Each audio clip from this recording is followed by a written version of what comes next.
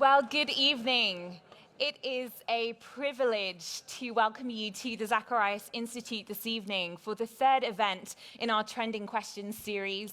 My name is Jo Vitale. I'm Dean of Studies here at the Zacharias Institute. And here our ministry tagline is the questions of culture, the invitation of Christ. And this Trending Questions series is really designed to sit right at the heart of that vision, as at each event, a member of the RZIM team will be addressing some of the most pressing, topical, important questions that our culture is asking today through the lens of the Christian worldview. And whether you're here because you are interested in engaging with these questions as a Christian or as a skeptic, you are so welcome into the conversation here tonight, and we deeply value both your presence and your questions this evening. At the first event in our series, we hosted Emeritus Professor of Mathematics at the University of Oxford, Dr. John Lennox, who addressed the question, should we fear artificial intelligence? And then Dr. Lennox was followed by author and pastor Sam Allberry, who helped us to think through one of today's most timely and sensitive questions from a biblical perspective: how can I know my gender? And if you haven't had the opportunity to view either of those lectures, then I'd encourage you to check them out for free online. I also wanted to let you know that our next Trending Questions event will take place on September the 10th, when the phenomenal Dr. Sharon Dirks, who's an RZIM apologist and author based in the UK, she will be joining us to answer the topical question, am I just my brain? And that is also the subject of her latest book. So get that date in your diary now. It promises to be a mind-stretching and deeply insightful evening. Before then, however, we are absolutely delighted to be hosting our very own Ravi Zacharias this evening, who will be speaking to the question, where do our values come from? And Vince Vitale will be hosting a time of Q&A with Ravi after the break, during which those who are attending here in person will have the opportunity to ask your questions live at the microphone. Alternatively, both those of us who are here and those who are watching online, you can submit a question through an app called Pigeonhole. And so you should be able to see the details of that on the screens now. You just go to the address www.pigeonhole.at, and once you're there, simply enter the event passcode, which is values. If you type in values, it will take you straight into the Q&A, where you can both submit questions and you can vote on your favorite ones as well. And in terms of the format of the evening, the Q&A will follow on from our 20-minute break. But before then, Ravi is going to be briefly interviewed for about 10 minutes, and then after that, he will give his presentation.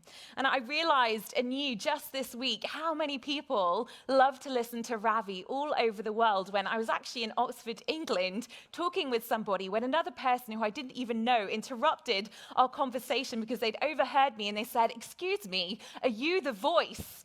And I was so confused. I didn't know what they meant for about 30 seconds. Then I realized they meant the voice that introduces Ravi on the radio, because they listen to him every week. And so they wanted a selfie with me because they wanted to know there was a face that went with the voice. But, you know, it is an honor this evening to actually have the chance to introduce him in person for once. But when it comes to considering our values, I truly actually cannot think of a better person to speak to this question than Ravi Zacharias. And I say this in part because, as an Easterner who's lived in the West for decades and who regularly traverses the globe to speak in all manner of contexts, Ravi has a unique insight into the many diverse forms and expressions of human value all across the world.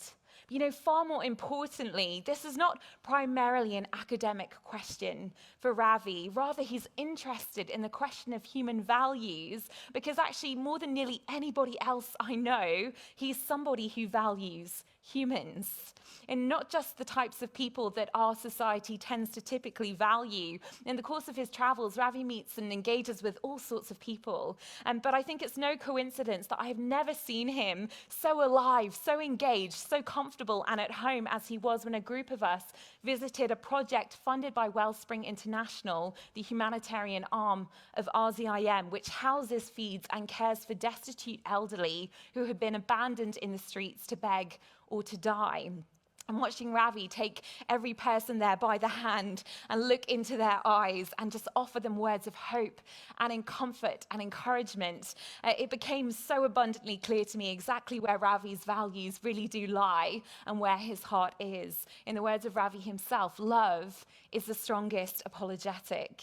And so, Ravi, it is an honor to hear from you this evening. Please do come and join me.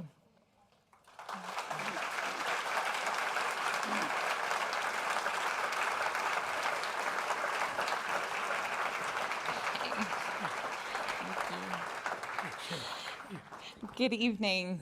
Ravi, it's so good to have you here with us tonight. And I just have a few questions for you before we hear from you, because I know people have read your books and heard you on the radio, but it's nice to have a chance just to get to know you a little bit more personally first. And so my first question is, obviously you were born in Chennai in southern India, and then you were raised in the north in Delhi. But as someone who grew up in that context, can you tell us a bit about what were the values of that culture that had the strongest impression on you during your childhood? May I begin then by apologizing for my voice. As you heard, I had this surgery on Tuesday, and I think this is the lingering effect of the anesthetic. I have no other explanation for it. I began to lose it day before yesterday. It was getting worse and worse, so today I just have exercised it a bit. But don't be fearful.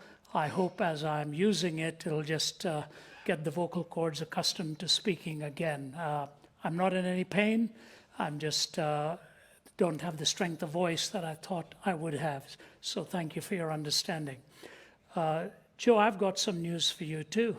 I was asked while I was traveling this week, is that your daughter whose voice we hear on the radio? So I told them, no, she's married to a wonderful colleague of mine, and Vince and Joe lead our ministry here. Values. I never thought of them. Never gave it a thought growing up. You sort of imbibe it in the Eastern culture.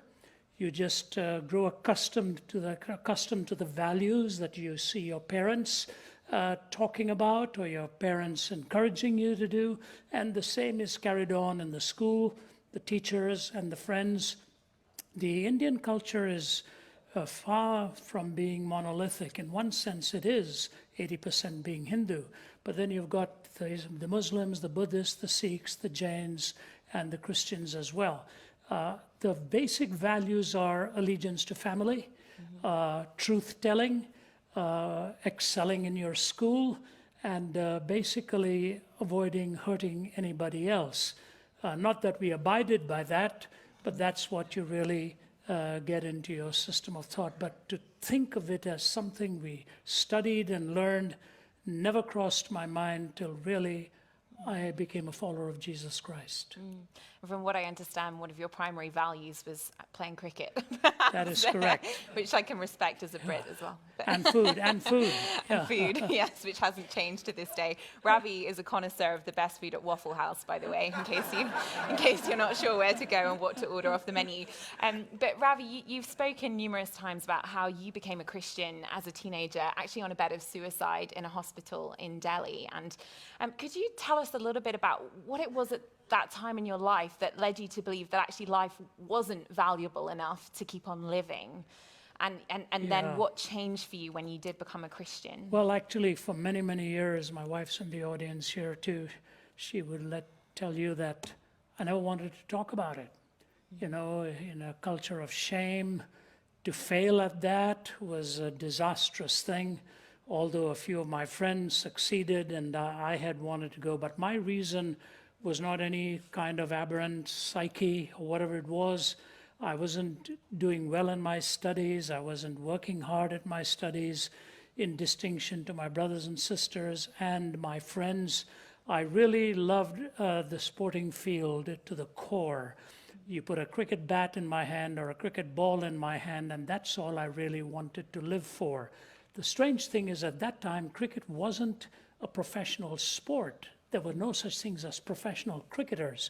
You worked at another profession, and when the international matches came, they would select somebody from the railways or the government or a teacher or whatever. They would take the best of the players.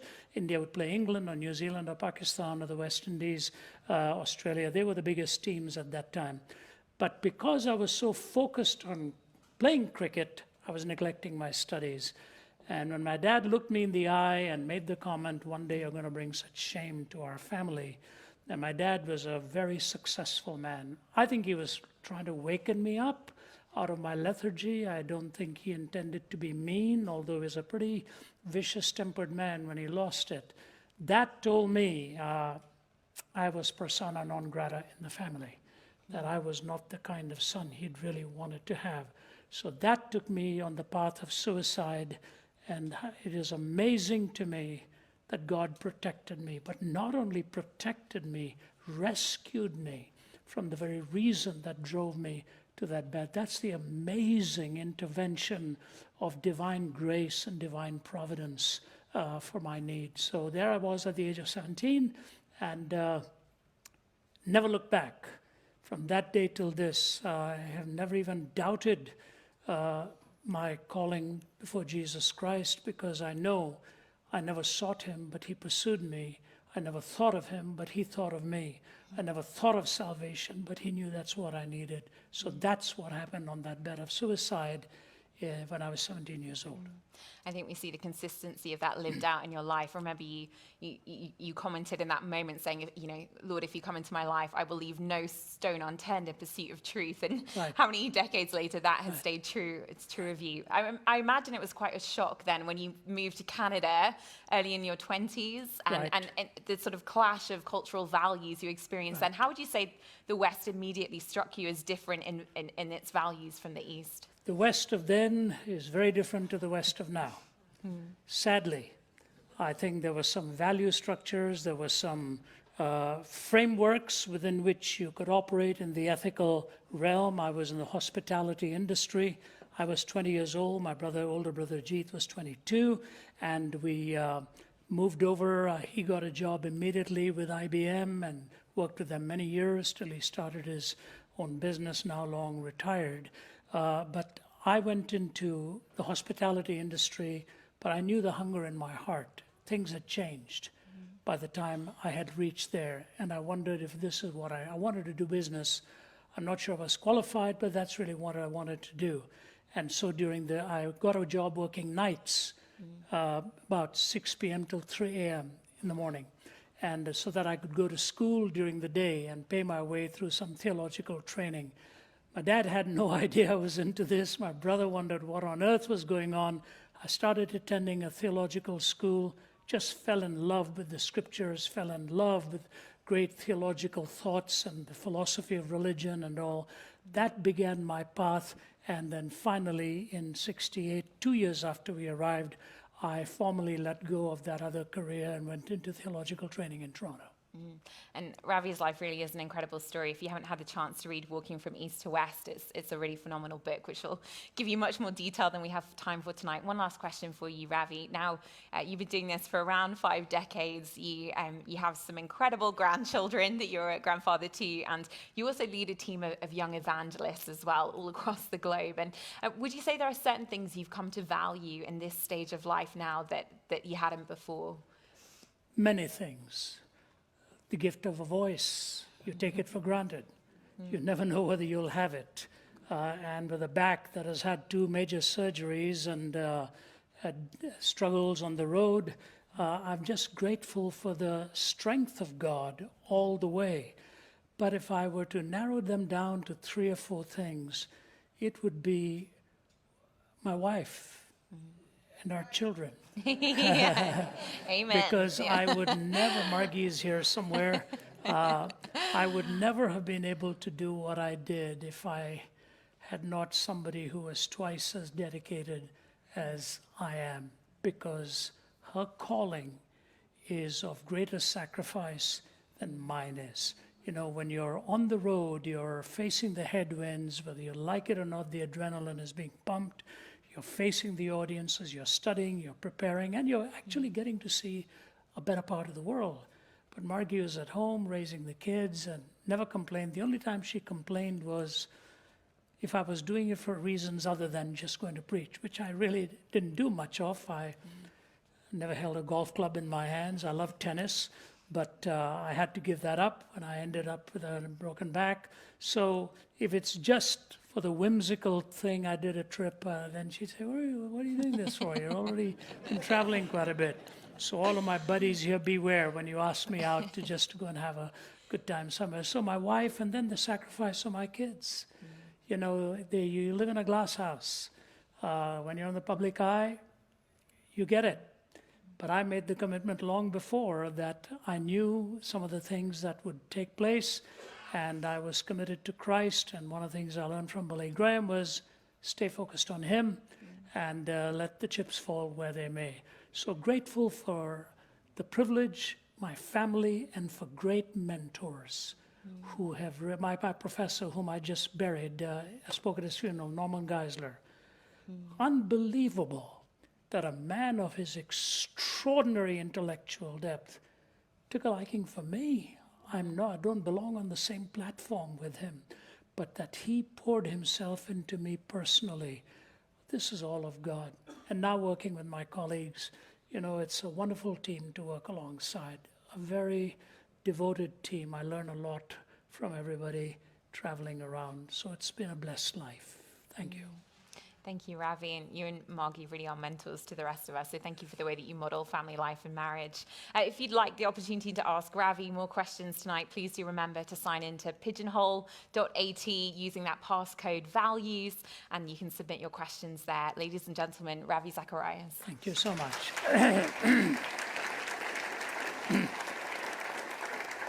And that was good. It gave my vocal cords a chance to warm up. So as far as I'm concerned, they already sound better than I did before. I was just keeping very quiet, hoping they would strengthen, but a little bit of exercise of it is not counterproductive. I'm very glad that you did that, Joe. And Joe and Vince direct the Institute along with Sean and their team. They are just wonderful directors here. Traveling where tomorrow, Vince and I, and Joe and I, actually, three of us and a few others leave tomorrow to upstate New York, where I begin a week of meetings, speaking there at a conference that I've been going to for nearly 40 years.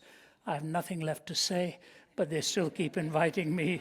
So I sit on the plane and beg the Lord to give me a few new thoughts and a few new illustrations. So thank God for grandchildren who give you more illustrations by the day.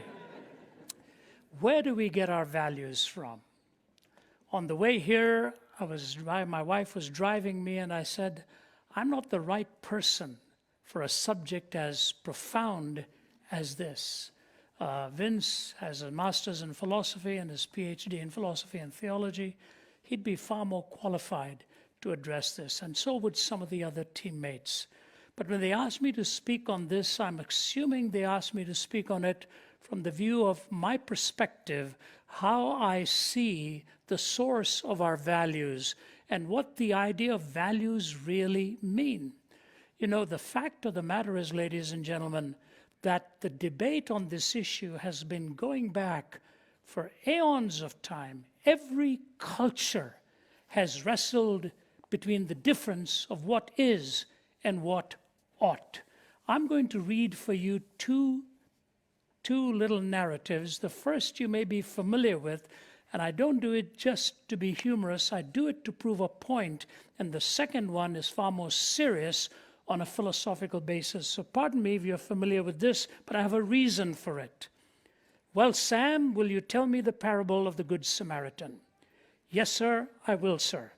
Once there was this man traveling from Jerusalem to Jericho, and he fell among thorns, and the thorns sprung up and choked him. And as he went on, he didn't have any money, and so he met the Queen of Sheba.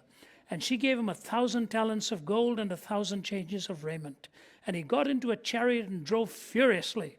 And when he was driving under a big juniper tree, his hair caught on the limb of that tree, and he hung there many days, and the ravens brought him food to eat and water to drink, and he ate 5,000 loaves of bread and 2 fishes. One night when he was hanging there asleep, his wife Delilah come along and cut off his hair and he dropped and fell on stony ground. But he got up and went on, and began to rain, and it rained 40 days and 40 nights. And he hid himself in a cave, and he lived on locusts and wild honey. Then he went on till he met a servant who said, "Come take supper at my house." And he made excuse and said, "No, I won't. I've married a wife and I can't go." And the servant went in the highways and the hedges and compelled him to come in. After supper he went on and come on down to Jericho. And when he got there, he looked up and saw that old Queen Jezebel sitting way up high on a window. And she laughed at him, and he said, "Throw her down out there." And they threw her down. And he said, "Throw her down again." And they threw her down again, 70 times 7. And of the fragments that remained, they picked up 12 baskets full, besides women and children. And they said, "Blessed are the peacemakers," Piece. Now, whose wife do you think she will be on that judgment day? Brilliant. But you have to know your Bible to see what a mess he's made of a story. One of the fine writers on moral reasoning is a man by the name of Alasdair MacIntyre. After Virtue, and prior to that, he'd written Whose Justice, Which Rationality? And may I mention 2 other books, is Man the Measure by Dr. Geisler, and Ethics, Alternatives and Issues by Norman Geisler. Now, this is a bit more convoluted because he's using a completely different illustration to prove the same point I have just made about the scriptures. And here's what he says. Imagine if the natural sciences were to suffer the effects of a catastrophe. A series of environmental disasters are blamed by the general public on the scientists. Widespread riots occur, laboratories are burnt down, physicists are lynched, books and instruments are destroyed. Finally, a know-nothing political movement takes power and successfully abolishes science teaching in schools and universities, imprisoning and executing the remaining scientists. Later still, there is a reaction against this destructive movement, and enlightened people will seek to revive science, although they have largely forgotten what it was.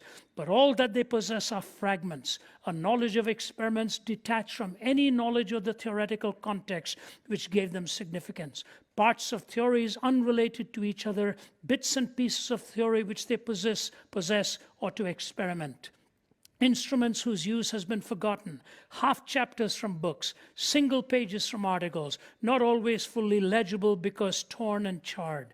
Nonetheless, all these fragments are re-embodied in a set of practices which undergo the revived names of physics, chemistry, and biology. Adults argue with each other about the respective merits of relativity theory, evolutionary theory, although they possess only a very partial knowledge of each. Children learn by heart the surviving portions of the periodic table and recite as incantations some of the theorems of Euclid.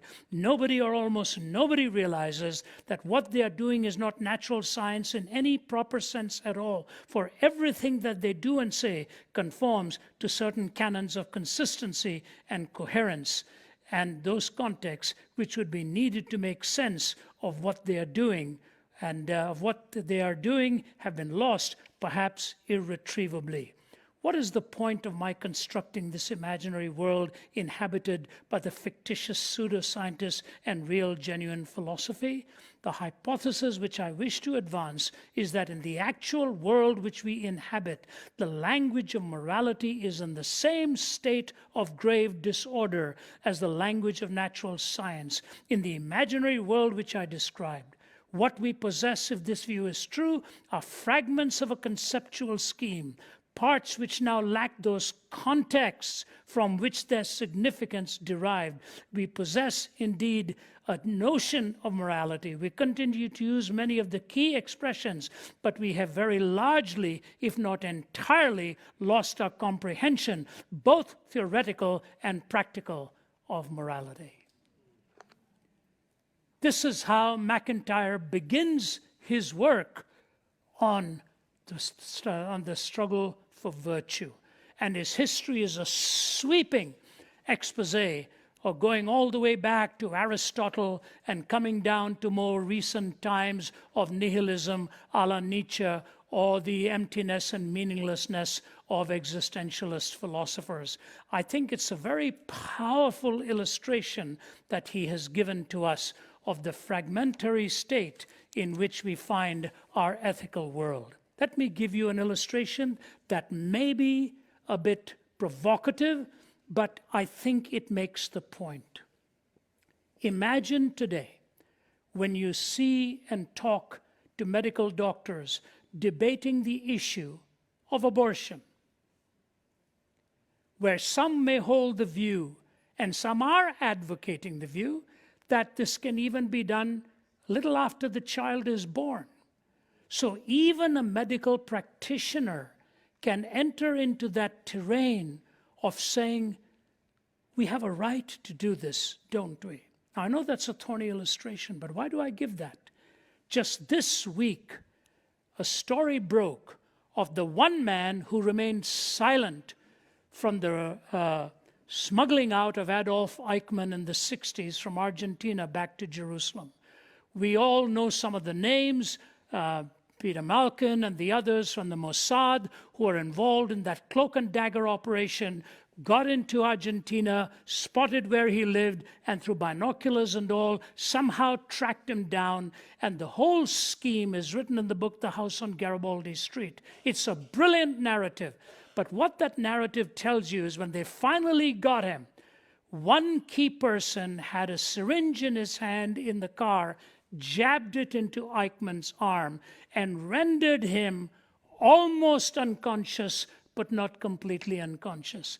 They had to give just the right amount of that anesthetic so that he could be a zombie obeying orders, but not able to ask any questions.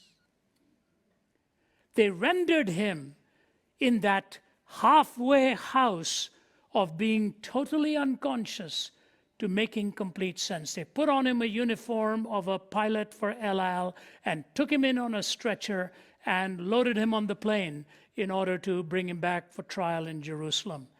The one man who never said anything about the whole process was the doctor that gave him the injection. Until recently. And he died at the age of 91. And his son kept saying to him, "Why, Dad? Why did you never, ever say a word about the critical role you played, without which they would never have brought him here?" And he shocked his son. He said, "When I took the Hippocratic Oath, I took the oath not to harm anybody.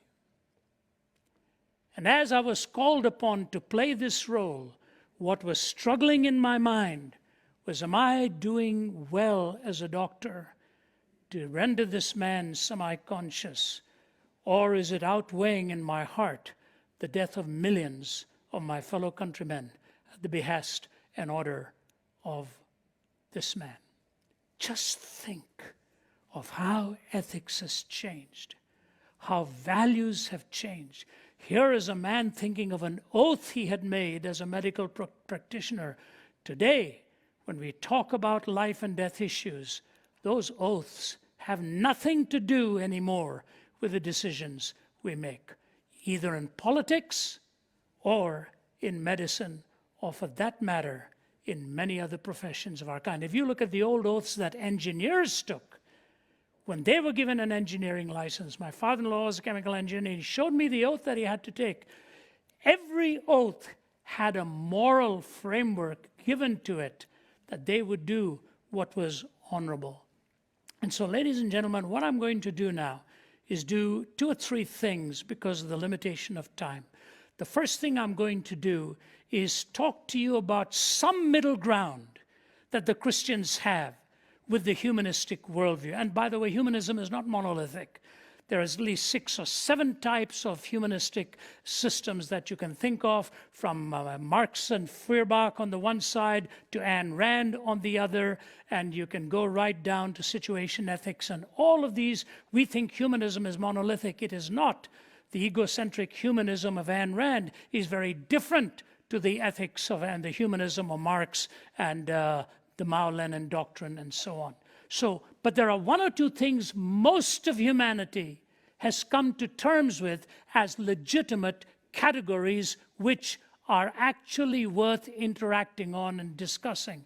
unless you're a little bit like Richard Dawkins, who ultimately dismisses the category of evil. But at least one can say honestly, he has probably wrestled with it and thought about it. So the first thing I want to say to you is the reality and the mystery of evil. Here we have a category that Christians elaborate upon and humanists actually hint at or struggle with. When Ronald Reagan called the former Soviet Union an evil empire, you'd think that he'd sort of broken a different kind of wall of international geopolitical communication, but that's exactly what he said. And when he said Mr. Gorbachev pulled down that wall, he saw the oppressiveness of that ideology as being so evil, and that wall had to come down. But here is what I say to you. Psychiatrists wrestle with this. What does the term really mean? Some years ago, Benedict Carey wrote an article called in the New York Times, "For the worst of us, the diagnosis may be, in quotes, evil. Predatory killers often do far more than commit murder. Some have lured their victims into homemade chambers for prolonged torture. Others have exotic tastes for vivisection, sexual humiliation, and burning. Many performed their grisly rituals as much for pleasure as for any other reason. Among themselves, a few forensic scientists have taken to thinking of these people as not merely disturbed, but evil. Evil in that their deliberate, habitual savagery defies any psychological explanation or attempt at treatment. Most psychiatrists assiduously avoid the word evil, contending that its use would precipitate a dangerous slide from clinical to moral judgment." Isn't it interesting? That line itself is a moral judgment. That they don't want to slide into making moral judgments that could put people on death row unnecessarily and obscure the understanding of violent criminals. And why would that be wrong? Because you dare not execute somebody unjustly, which is moral reasoning. See, it's woven into the fabric of why they don't even want to talk about it, but assume it all along. And then he goes on to say, many career forensic examiners say their work forces them to reflect on the concept of evil, and some acknowledge they can find no other term for certain individuals they have evaluate. And then they form a kind of a hierarchy of how to arrive at the word evil. We are talking about people, says one psychiatrist, who commit breathtaking acts, who do so repeatedly, who know what they're doing and are doing it in peacetime under no threat to themselves, said Dr. Michael Stone, the Columbia psychiatrist, who has examined several hundred killers at various centers where he consults and teaches. We know from experience who these people are and how they behave, and it is time to give their behavior the proper appellation. See, for some acts, evil is the only description. We were recently at a prison, one of the deadliest places in America to be years ago, but so much has changed there. 85% of them are on life without parole. A couple of my colleagues who were here, Vince was there with me, Sanj, and we were walking past death row. It's a very sobering place to be. And we never asked why they were on death row. We just threw the bars, put our hands, shook hands with them, prayed with them. And I tell you, just hearing them talk about the need for prayer and listening, one voice bellowing from 3 cells down, "Amazing grace, how sweet the sound that saved a wretch like me." We walked out of there, and then I learned the first guy with whom I held both hands and prayed, what he had done to get onto death row. If I described it to you, you would actually think I'm exploiting your emotions and straining you to a point of horror. But that's the way it was. And so what they're saying is, yes, there are some preconditions for some. There are some issues in which these things can happen. But for some, the description is fitting to say evil. And when you go back to the case of Eichmann, Rudolf Hess, in his journal, talks about when they made the decision to start gassing people. I was not properly conscious of the first gassing of human beings, Rudolf Hess says. Perhaps the procedure as a whole made too much of an impression on me. I remember much better the gassing of 900 Russians soon afterwards in the old crematorium using Block 11 would have caused too much trouble. While they were still being unloaded, several holes were simply knocked through the earth and cement ceiling of the morgue. The Russians had to undress in the outer room, and they all went quite calmly into the morgue since they'd been told they were going to be deloused there. The whole transport walked right into the morgue. The door was locked and the gas poured in through the openings. How long the killing took, I do not know. The hum could still be heard for quite a while, however. When it was thrown in, some people cried, "Gas!" and a great roaring began and a rush to both doors.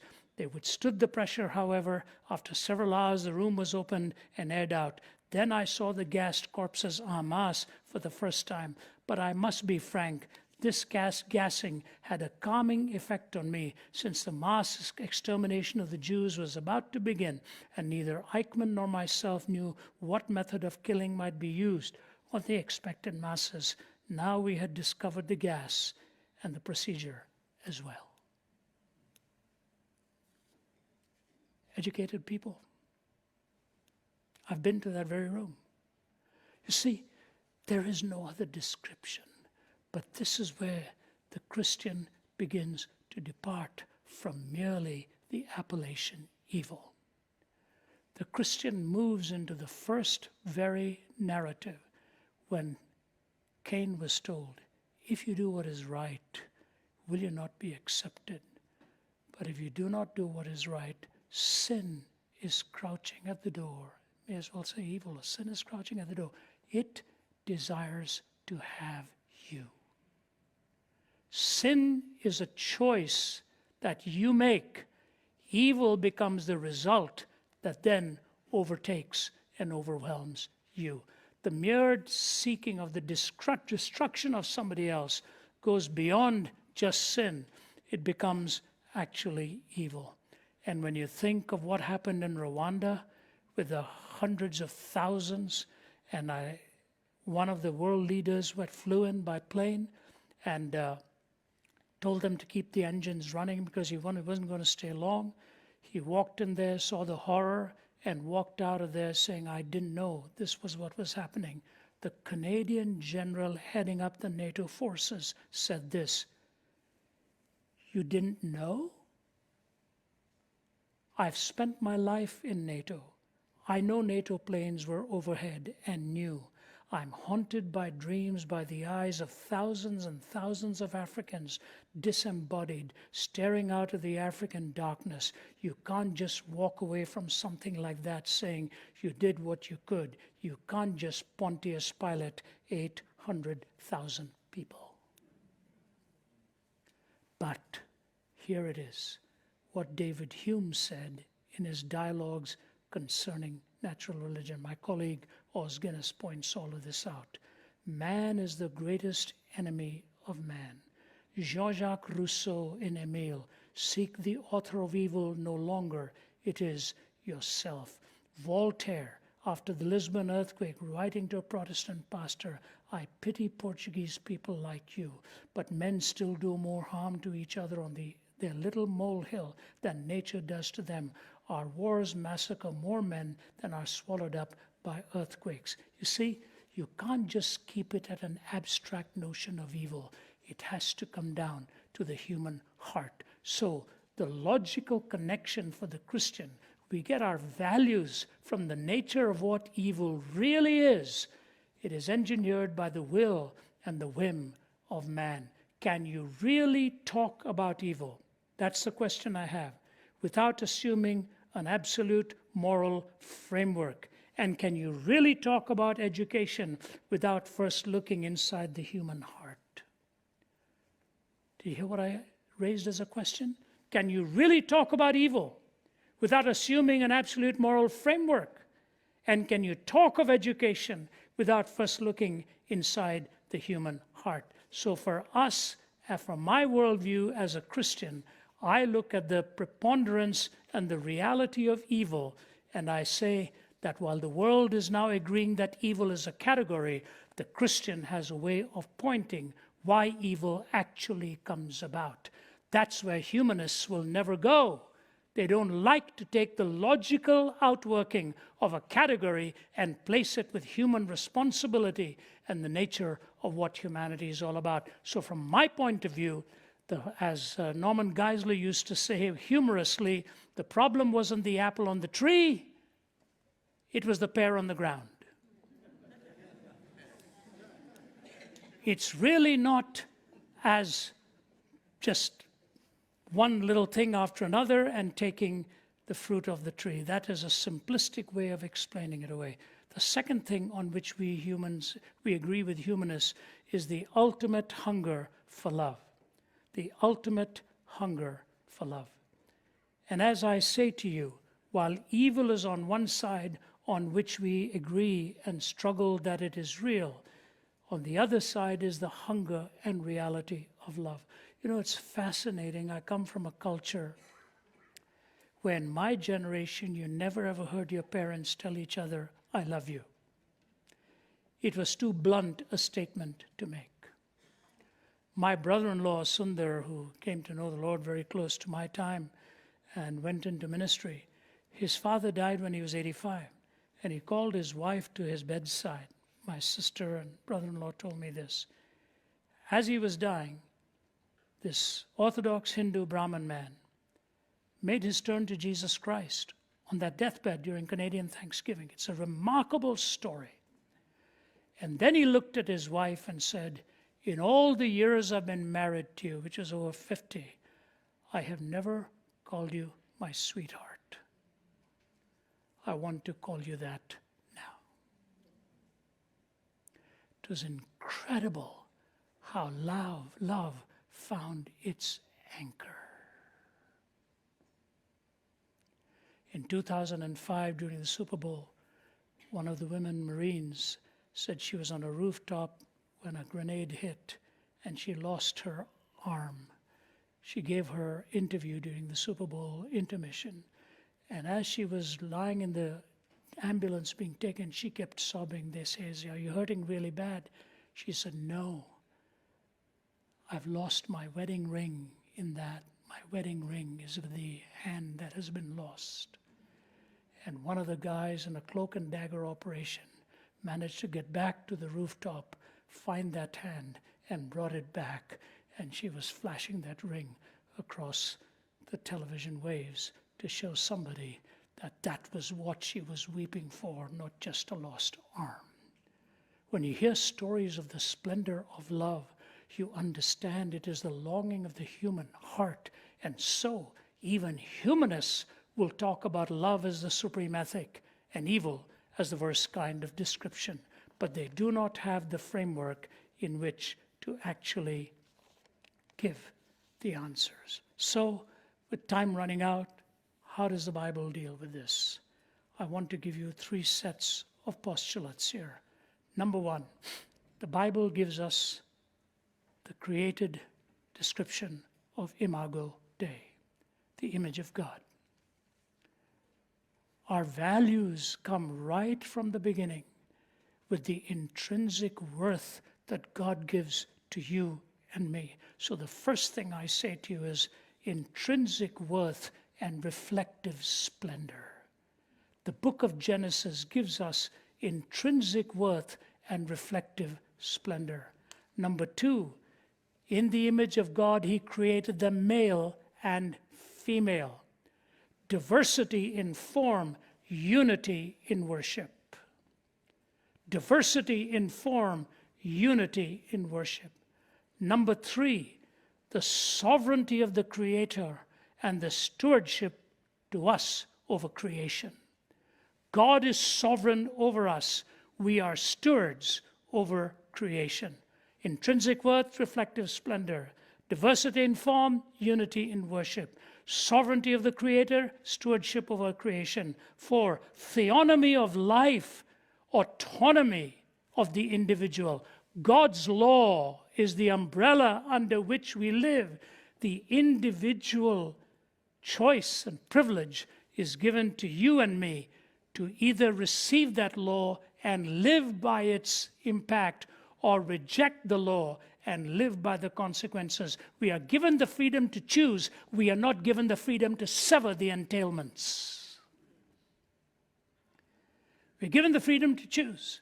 We are not given the freedom to sever the consequences. Number two, what happened in the garden was of one law, a one-law world that God created. This is critical. In the day that you eat of this tree of the knowledge of good and evil, you will surely die. And the tempter comes and says, no, you will be as God, knowing good and evil. What he was really saying was, go ahead and play God. Go ahead and play God. Look at the chaos in which we now live all over the world because we've played God.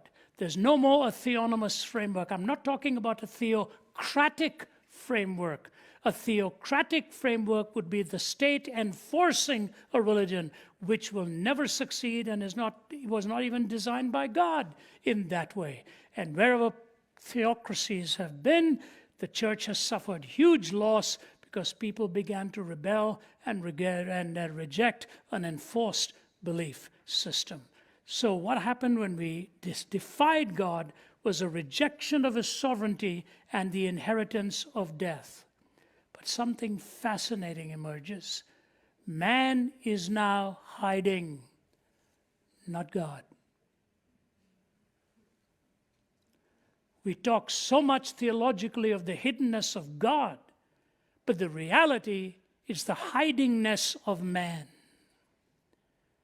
When man is hiding and God says to them, who told you you are naked? Because man's conscience now causes him to hide. The problem in this world, Bertrand Russell says, when they ask me why I didn't believe in him, I'll tell him he didn't give me enough evidence. The fact of the matter is, it's not the absence of evidence, it's the suppression of it. Romans 1 makes that very clear. Rejection of his sovereignty, inheritance of death, the hiddenness of man, and shame from within. Number 3, attacking the image and bleeding the family. When Cain killed Abel, he violated the image of God. Not just killed his brother, it was a direct attack upon the imago Dei. Hence Genesis 9:6, which talks about what happens when you kill somebody. 4, man became a restless wanderer and enslavement of the ultimate kind within. He became a restless wanderer and enslavement of the ultimate kind. What happens? God raised up a deliverer. God provided the miracle of freedom. God gave them the law and fulfilled it in love. And here's the most important truth. Jesus Christ didn't come into this world to make bad people good. He didn't come to make us more moral.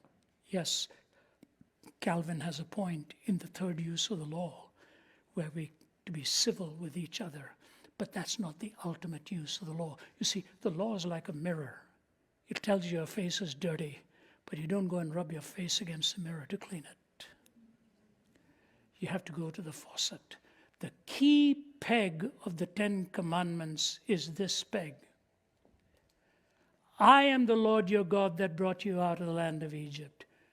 You shall have no other gods before me. Ladies and gentlemen, this is the only worldview where redemption precedes righteousness. That's where I get my values from. Recognizing the evil in my own heart, that I don't deserve this grace and this mercy. And yet God comes and picks me up and puts a new song in my heart and reminds me that the hunger and the love for the law that he has given me is not because I naturally love the law. Because in loving God, I know there is no contradiction in him, and the moral law is a reflection of who God is. There is no lie in him. There is no contradiction in him. And I love the law because of whose law it is. Now let me tell you this. People say, so yours is the divine command theory. Oh my. Oh my. See, ethics comes under two broad categories.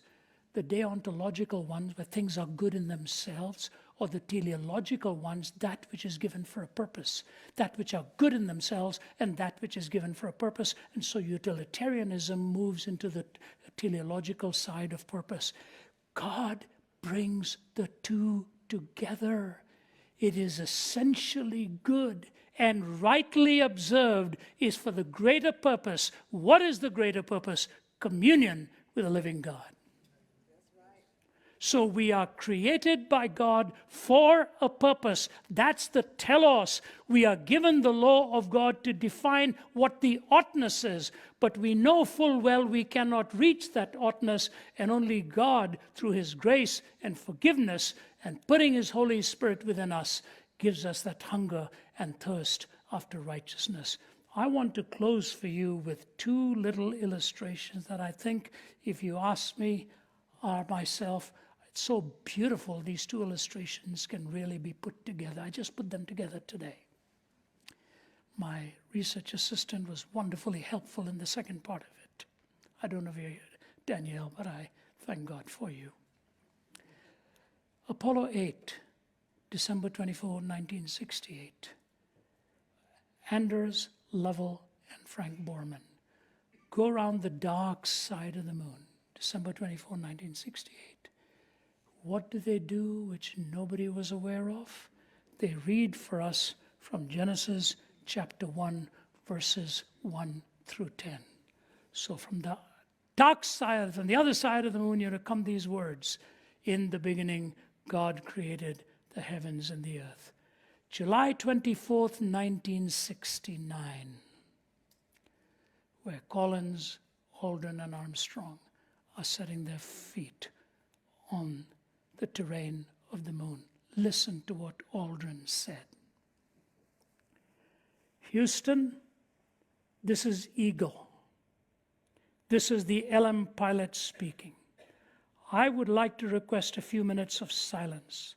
I would like to invite each person listening in, wherever and whomever he may be, to contemplate for a moment the events of the past few hours and to give thanks in his own individual way. For me, this meant taking communion. In the radio blackout, I opened the little plastic packages which I brought, which contained the bread and wine. I poured the wine into the chalice our church had given to me. In the 1/6 gravity of the moon, the wine curled slowly and gracefully up the side of the cup. It was interesting to think that the very first liquid ever poured on the moon and the first food ever eaten there were communion elements.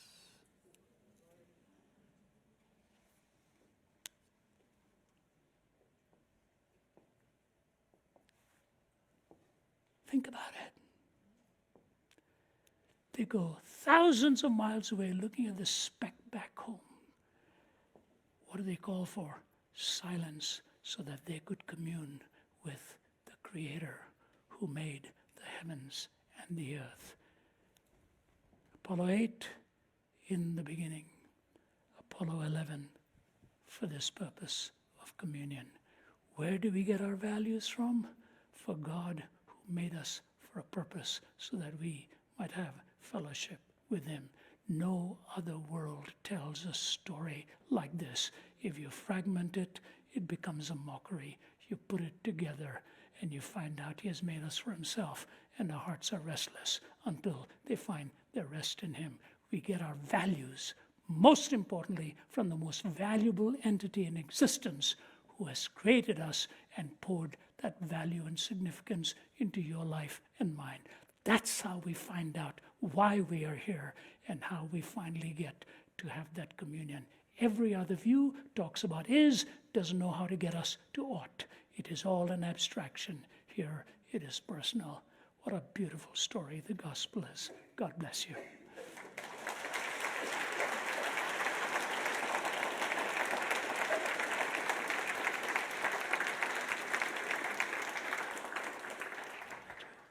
Thank you so much, Ravi. I find it astonishing that even on a day when his vocal cords are bothering him, he still manages to get more profundity and insight and power into 30 minutes of talking than I can manage in at least a year. But I know he's given us a lot to mull over there, a lot of richness to consider. I always find that that refreshment helps me to process things. So we're going to take a 20-minute break now. If you have questions that have been stirred up, please do submit them on Pigeonhole. If you're here in person, please do check out the art gallery and the bookstore, and we'll be back together in 20 minutes. Thank you. Well, welcome back, everyone. Welcome back, Ravi. This is always our favorite portion of the evening, to take your questions. And we have lots of questions that have come in online and that are being voted on. Continue to do that.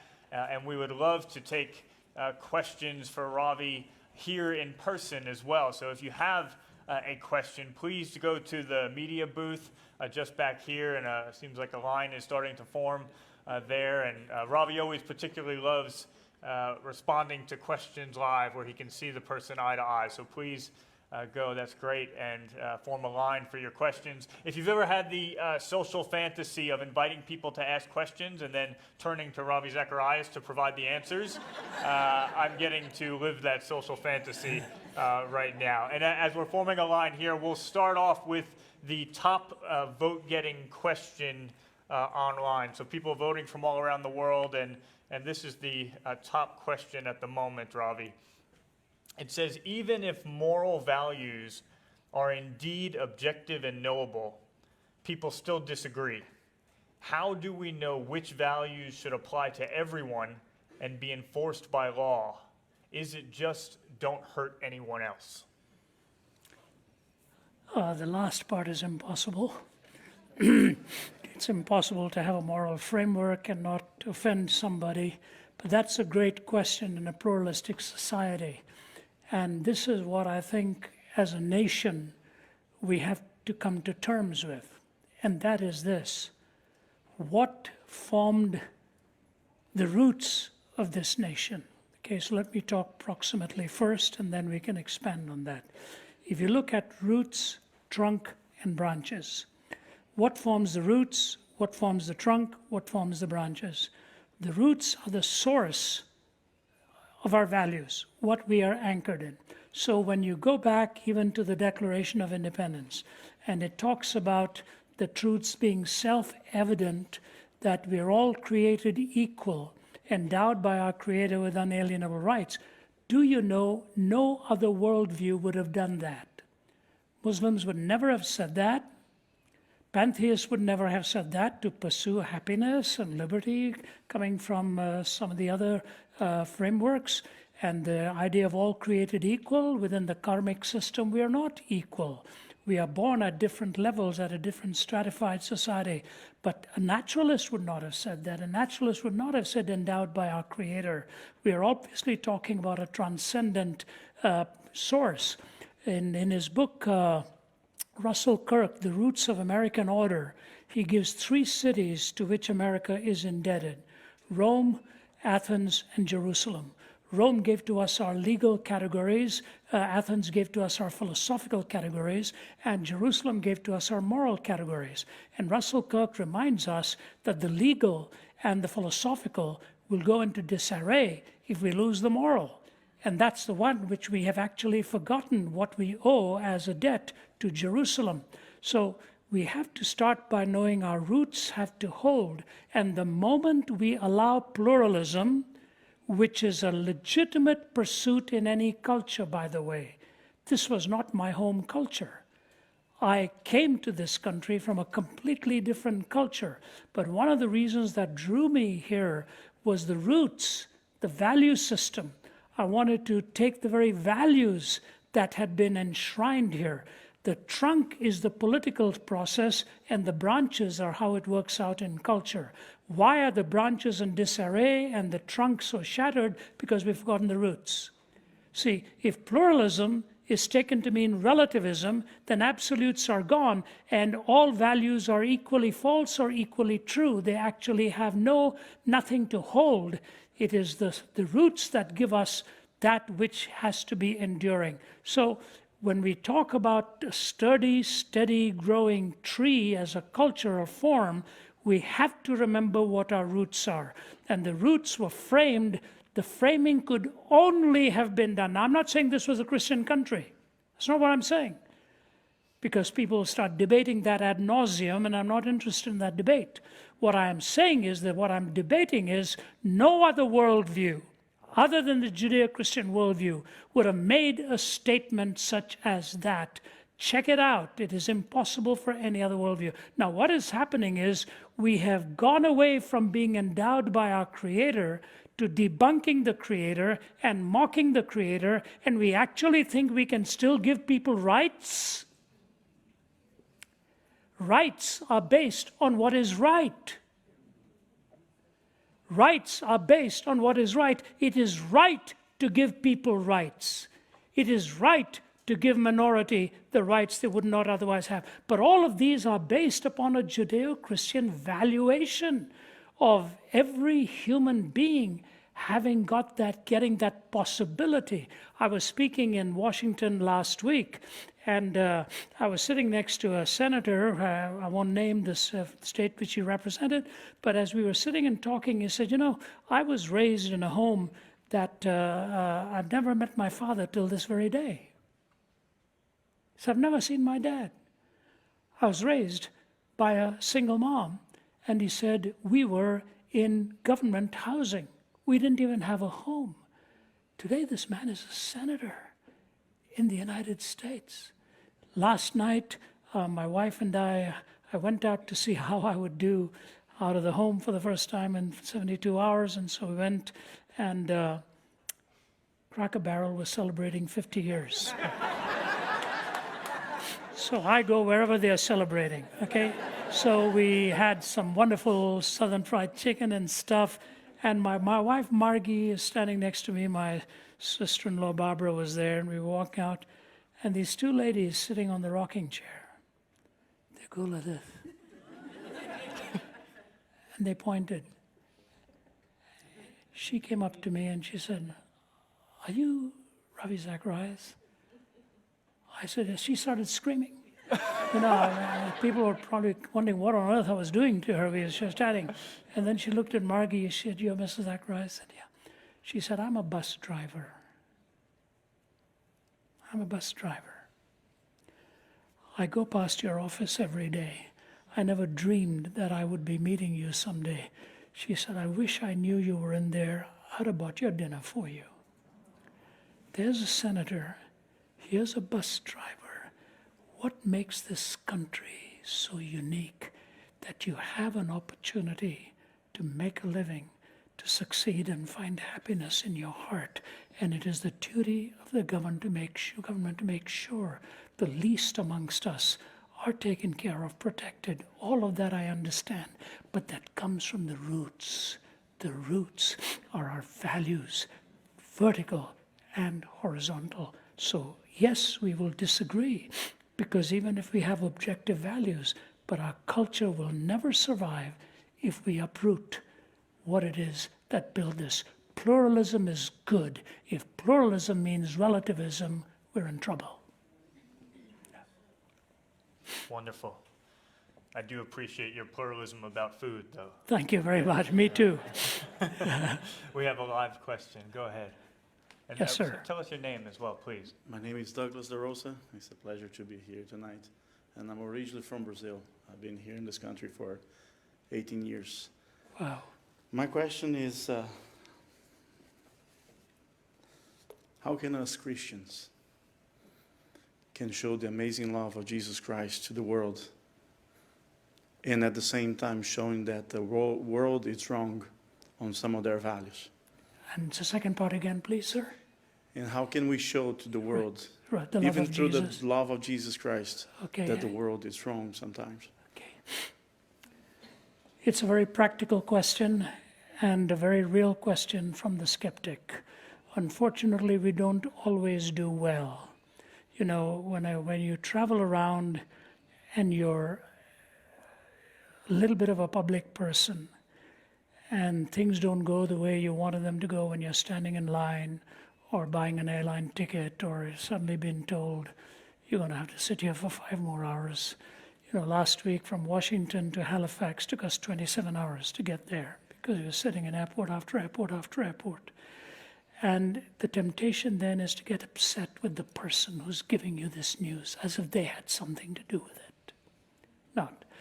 You have to check yourself every moment, every day, and let the aroma of Christ be seen in what you say, how you say it. None of us will ever be perfect. So I want to give you 2 ends of the spectrum here. When Jesus chose the leader of the church, he chose one who actually denied him. It's amazing to me. The one who said, I would never deny you, but denied him 3 times. And Jesus said, upon your confession, upon what you said, I will build my church. He took the weakest among them, the most talkative among them, who always had a question for every situation, and made him the rock, that confession, the rock.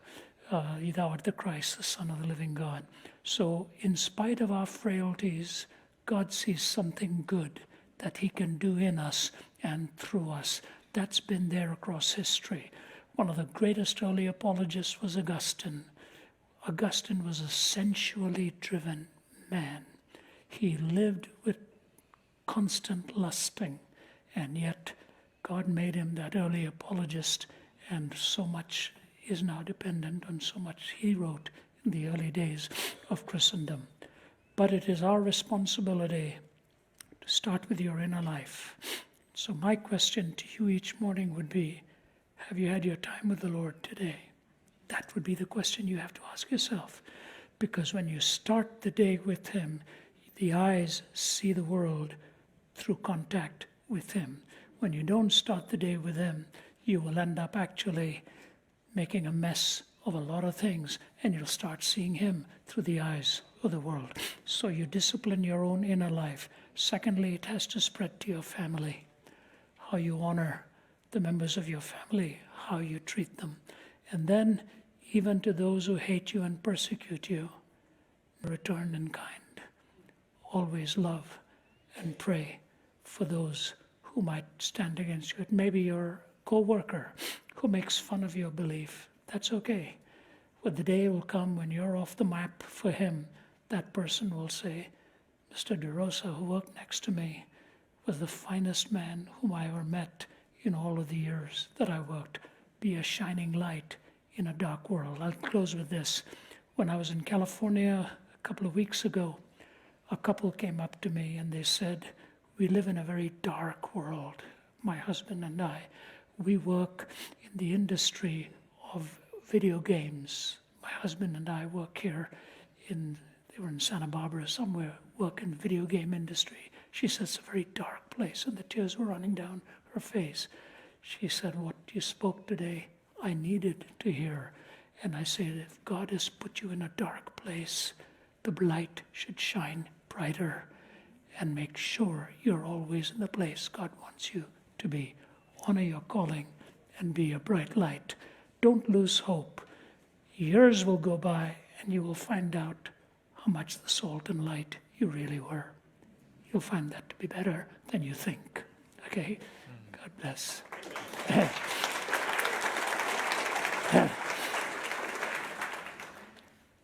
my name is Stephen Delos Rios. My question is, when you look at the value systems and the values of this world, what breaks your heart?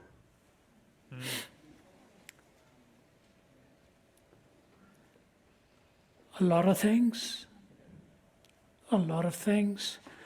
One of the privileges and pain of being alone in a hotel room half your life is you get a lot of time to think.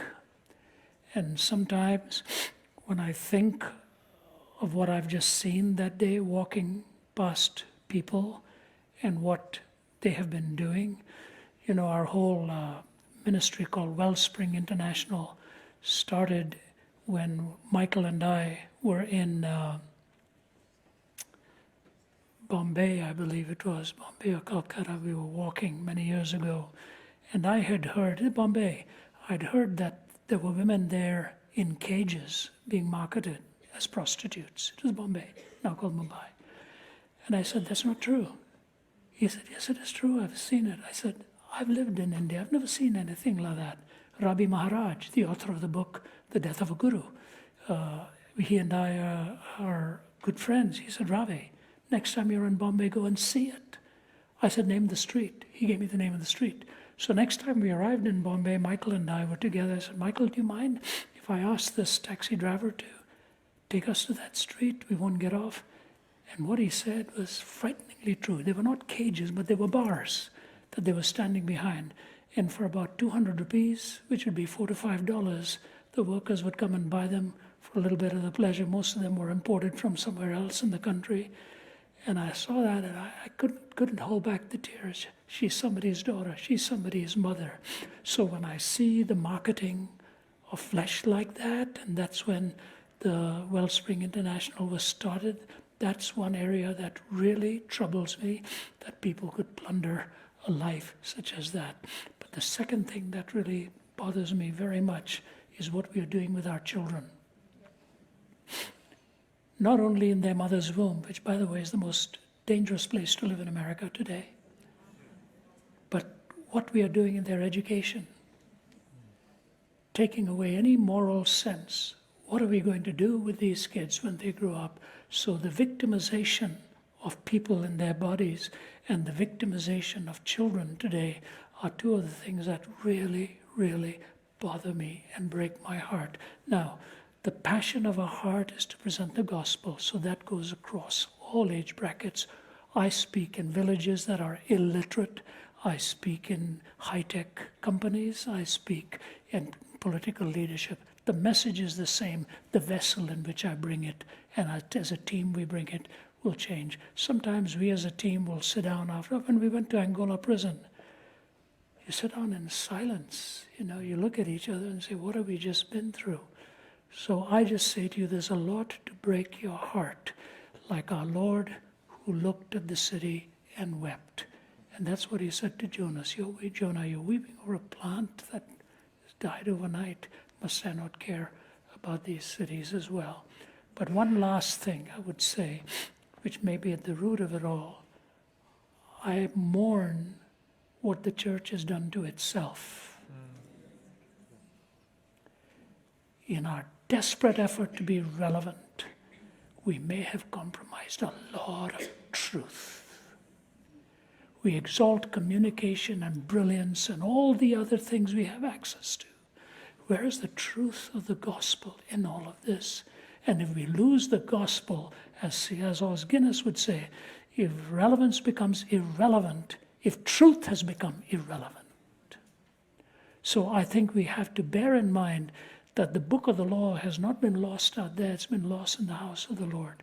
If the church recovers its message and its method, I think society will change, because there are no other answers out there. There are no answers out there. There's just a lot of questions and a lot of confusion. So you hang in and see what burden God lays on your heart. There's so many burdens. You honor the burden he places on your heart and lighten the load in that particular area. God will use you.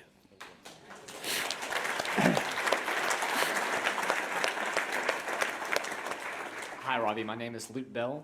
My question is, how do we respond to people like Sam Harris who, by citing specific Old Testament laws, claims that the Bible is rife with immorality and we can therefore not derive genuine morality from it?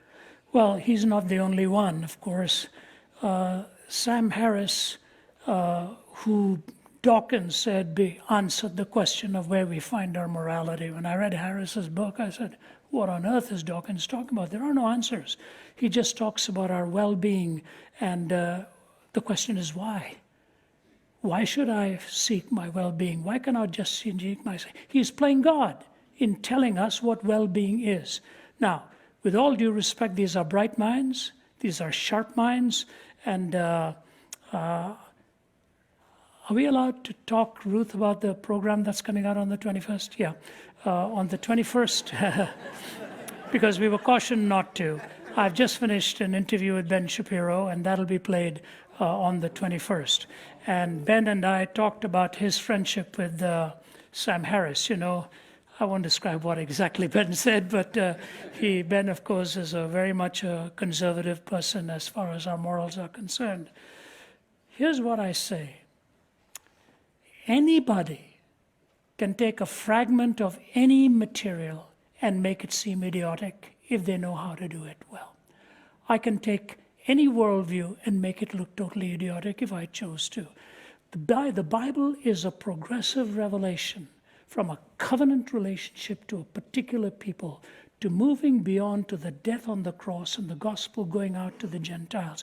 To take one passage in a covenant relationship, if he is going to take that portion to be true, then he also has to say the proliferation of miracles was true.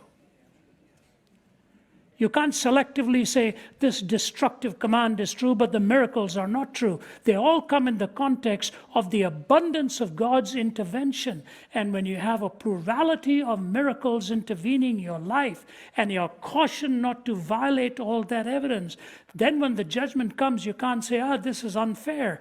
Because with the proliferation of miracles came the abundance of responsibility. When that responsibility was not there, the judgment was just as cataclysmic as the intervention of the miracle was. So he has to take it in the whole context, not just pull out something like that. As for Dawkins, who thinks very much of the Harris thesis as well, Dawkins knocks God in talking about him as being this and that, a series of epithets that describe him as being cruel and murderous and genocidal. I don't have the vocabulary he has to say all of that stuff. But he doesn't believe that God exists. So if that God that exists doesn't exist, who's he talking about? He's talking about us, humanity. But he already said there's no such thing as evil. Talk about digging a grave verbally. He says this is the kind of God that is, but then he says this God doesn't exist, so that means evil exists in your heart and mind. We are the ones who are the genocidal people. But then he turns around and says there's ultimately no such thing as good or evil. We're all dancing to our DNA. What happened to his original thesis? This self-destructive philosophy of Norm Geisler used to say most of his opponents were better at smelling rotten eggs than laying good ones. And say, God, they go around sniffing out all these problems, decontextualize them, and make them look like a straw man. That's not who our God is. Why doesn't he talk about the cross and the evil that Christ came to overcome and for forgiveness? So Sam Harris and these others who are trying their best to give a naturalistic explanation for evil, none of them has come out with one iota of a positive, logical, rational defense of what good and evil are all about. They just change the terminology and change the terms.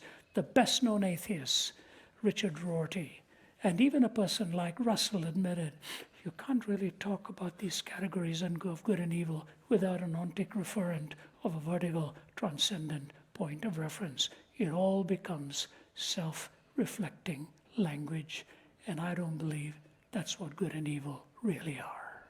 Yep. Okay. Thank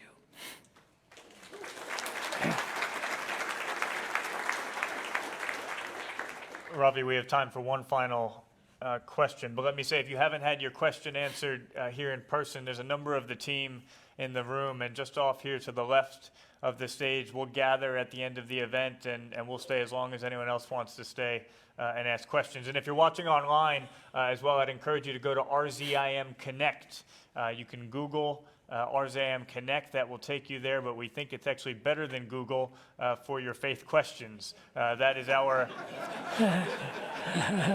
that's our online community, and you can ask a question there about faith, any deep question of life, and you'll probably have several answers that will be responded to you within 24 hours or so. So check out RZM Connect as well. And I think it's a great question to end on, Ravi. The question is, what are some of the practical ways to turn around the values of one's life for humans who are too weak and powerless to change themselves? Wow. Thank you for asking that. I know why you're using the word values, and if I may just tweak it a bit, it was actually Nietzsche who took the step from moral reasoning to the transvaluation of values. He preferred to use that word values, and it's a good word, but the fact of the matter is, it's beyond values to sound moral reasoning. Gertrude Himmelfarb has written a book, Roads to Modernity. She's this great thinker from Columbia University, now professor emeritus, a great scholar in culture.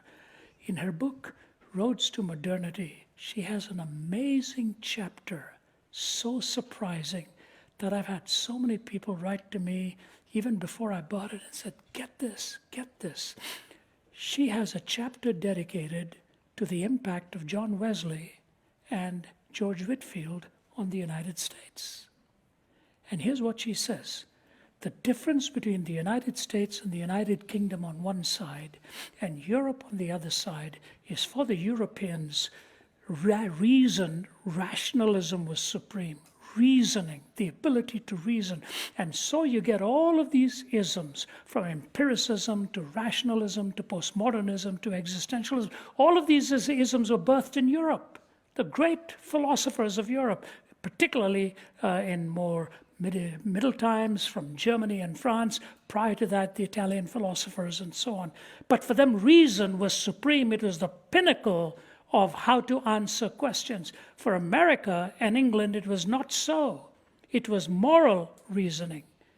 That's what made America and the United Kingdom different.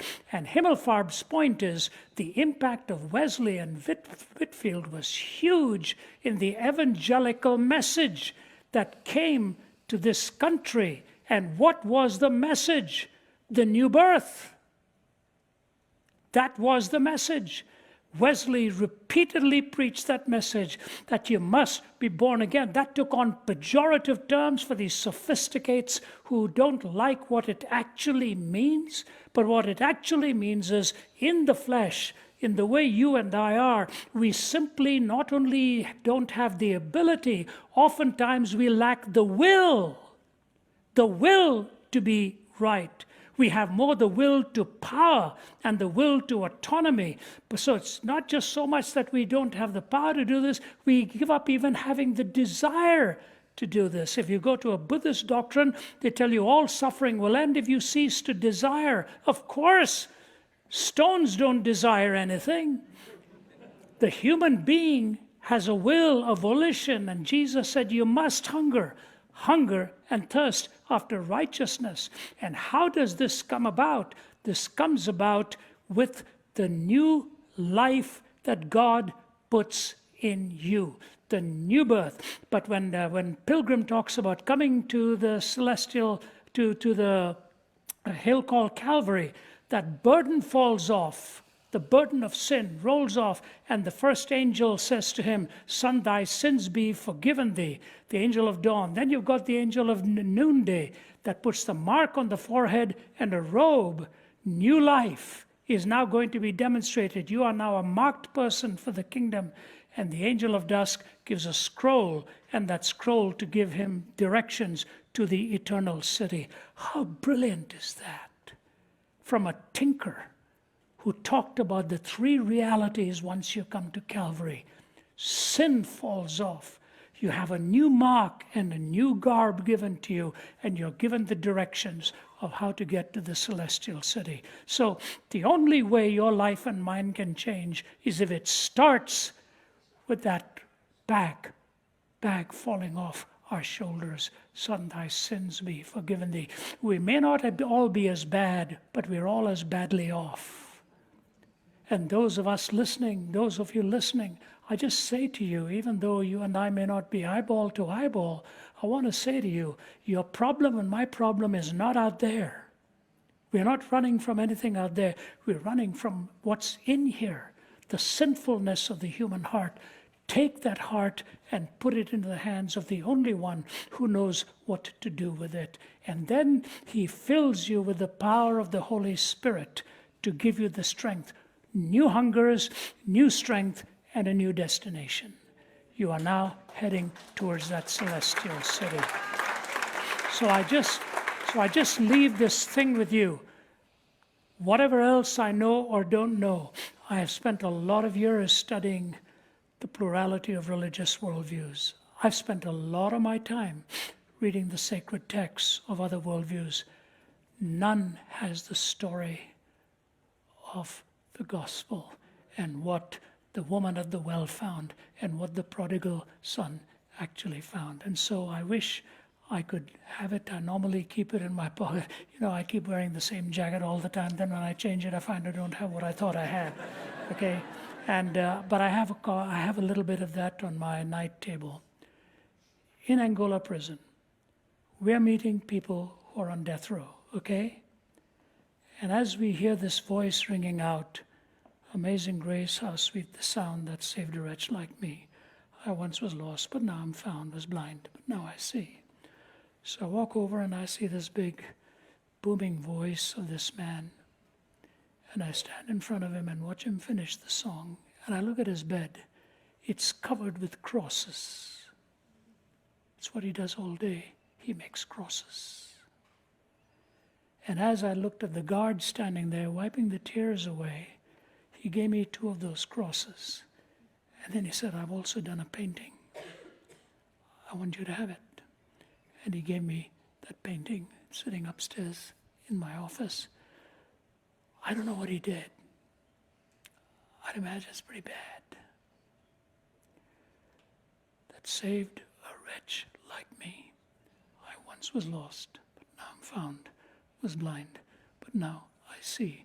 Ladies and gentlemen, whether it's a king or a pauper, the answer is still the same. It's not the titles the world gives you. It's the crowning that God is willing to give you and me and call us his children. In your own strength, you will never succeed. Did we in our own strength confide, our striving would be losing. We're not the right man on our side, the man of God's own choosing. Strive and strive and strive, and you will fail. Surrender. Like a baby is fighting you, you know, I have a few grandkids like that. And then suddenly they relax and the head is on the shoulder and they're such a treat to hold in that. Relax in the arms of God. You will never be perfect, but you have a destination in that direction. Oh, to be like thee, blessed Redeemer, this is my constant longing and prayer. I forfeit all of earth's treasures, Jesus, thy perfect likeness to bear. Oh, to be like thee, oh, to be like thee, blessed Redeemer, pure as thou art, come in thy sweetness, come in thy fullness, stamp thine own image deep in my heart. He calls us in that direction. You may not have reached all the way, but with his strength, he'll get you there. Till when you get to heaven, you'll be the most surprised one of all that he did it. Don't lose heart. And by the way, can I close with this? Thank you so much. I never thought I'd be able to make it today, frankly. I had 2 very, very difficult days. In fact, 2 nights ago, my wife said to me, "You have absolutely no voice." I didn't even have a whisper. I got up at 11 o'clock at night and started gargling. I said, "Am I going to be able to speak?" Plus the demands of surgery lets you know you're mortal and you cannot do what you wish when you wish. You do when the body tells you to do what you have to do. So I didn't know I'd be here, but I felt good. So I'm going to go home and have a good plate of dinner now. Thank you for coming. Thank you for supporting Ministry. Thank you. Thank you. Please pray. Thank you. Thank you so much. Yeah.